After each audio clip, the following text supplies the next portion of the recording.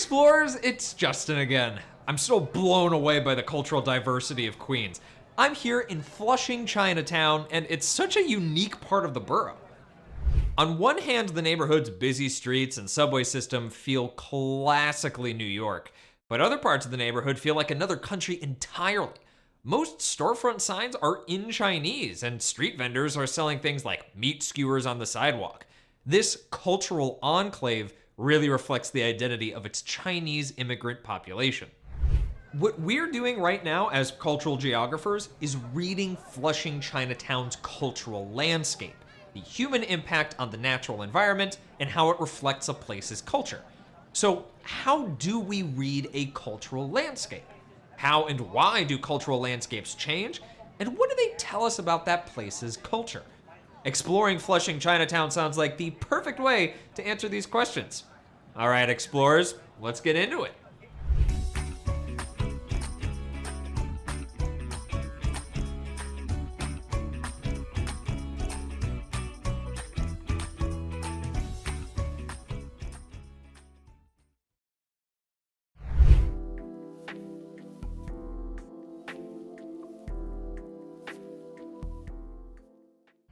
To read the cultural landscape of Flushing Chinatown, we need to explore its built environment, or things created for human activity. The built environment is part of a place's human characteristics that make it unique.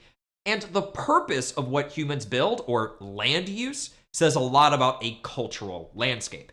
Humans might modify the natural landscape for agricultural, residential, industrial, commercial, or recreational activity. Look at this picture of Flushing Chinatown's main street.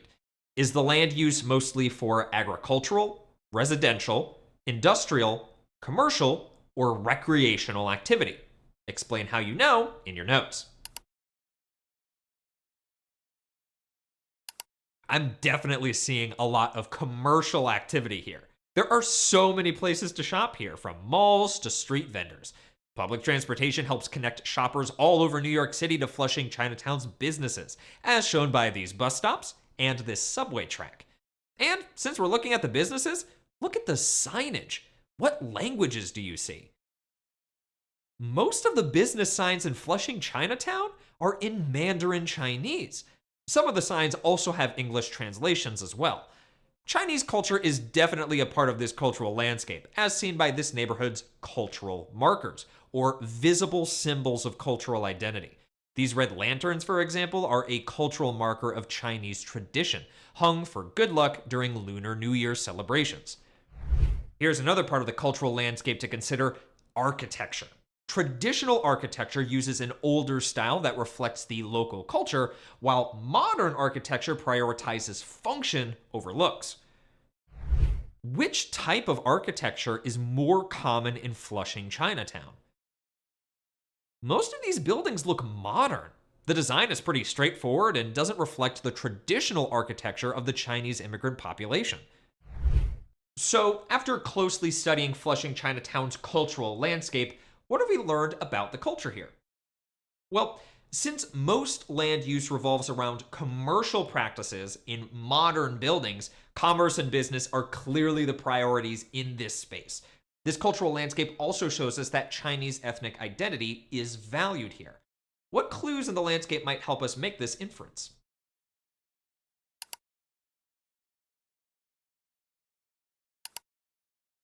Things like the Mandarin signage and the red lanterns show us that this community isn't completely assimilating into the dominant culture and is holding on to elements of their Chinese identity. You can learn a lot about a place just by observing its cultural landscape. But Flushing Chinatown didn't always look like this. I wonder how this cultural landscape changed over time.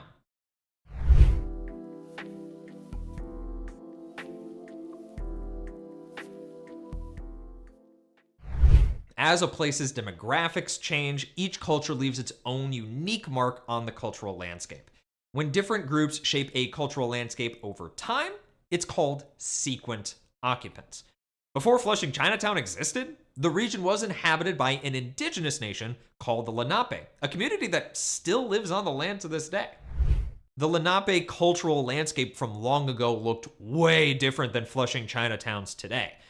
What do you notice about the land use of this reconstructed Lenape village?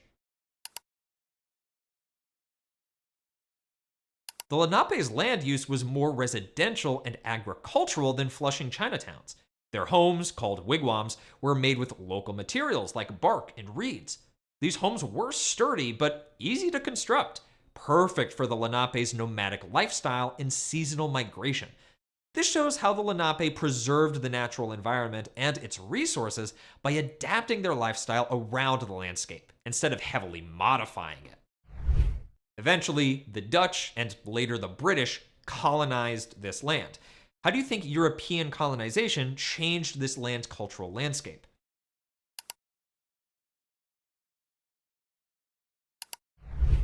European colonists modified the natural environment for economic activity that would create a profit for their empire.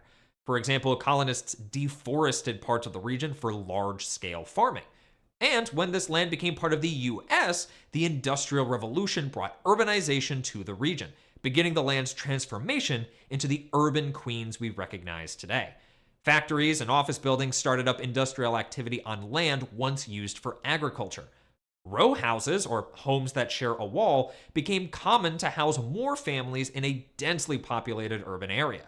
And infrastructure, like the Long Island Railroad, linked Flushing to workers and consumers across the city. This changing cultural landscape reflects the US's emphasis on urbanization and industrial development. And as the world globalized, New York's economic activity attracted large waves of immigration. As we saw from our tour, Chinese immigrants came into Flushing's urban, industrialized space and made it their own, preserving their customs and traditions in the neighborhood's landscape. And the Chinese American community isn't the only immigrant population here. Korean, Bengali, and Colombian American populations are a few examples of growing communities that are shaping Flushing's cultural landscape. It's amazing that one place can change so drastically over time. But that's why we consider the past when we read cultural landscapes. Each generation's contributions layer on top of each other, making the unique landscape that we see today.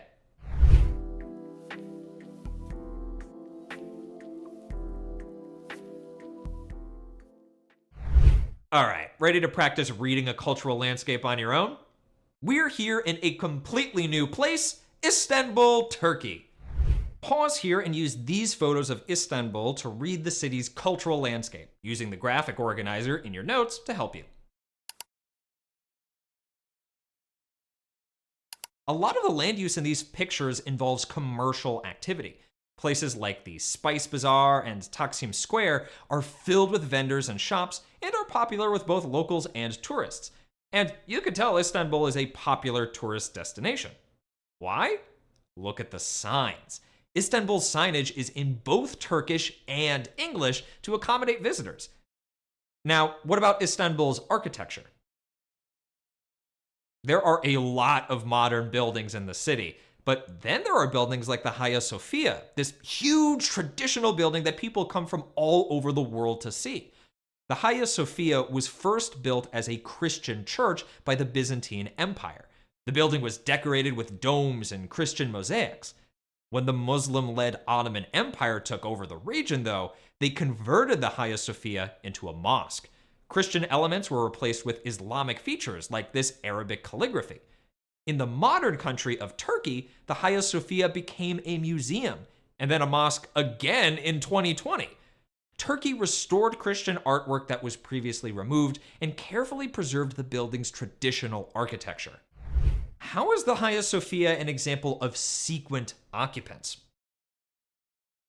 The Hagia Sophia reflects Istanbul's multicultural past, blending Byzantine and Ottoman architecture as well as Muslim and Christian artwork.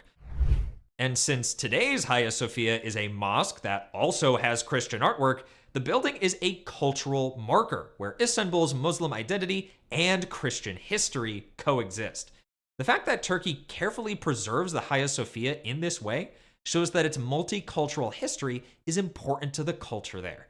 So, while places like Taksim Square show a side of Istanbul that's embracing the modern globalized world, The Hagia Sophia is a reminder that this city wants to balance its modern and traditional identities.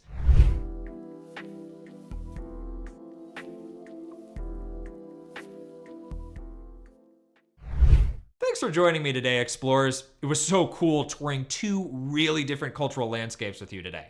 Everything from the architecture of buildings to the language on signs gave us clues about what's important to a culture and its people. And if you dig deep enough, sequent occupants shows us how different cultures have shaped the same place over time. Hopefully, as a cultural geographer, you'll look at places with a new curiosity. Next time you take a walk around your neighborhood, think about your community's cultural landscape and the mark that you'll leave on it. Just remember, you can't learn everything about a culture by reading its landscape. Make sure to hear perspectives from the people of that culture to avoid making unfair assumptions. In our next lesson, we'll tackle a tough topic where we see what happens when cultures come into conflict. Until then, explorers, see you next time. Hey!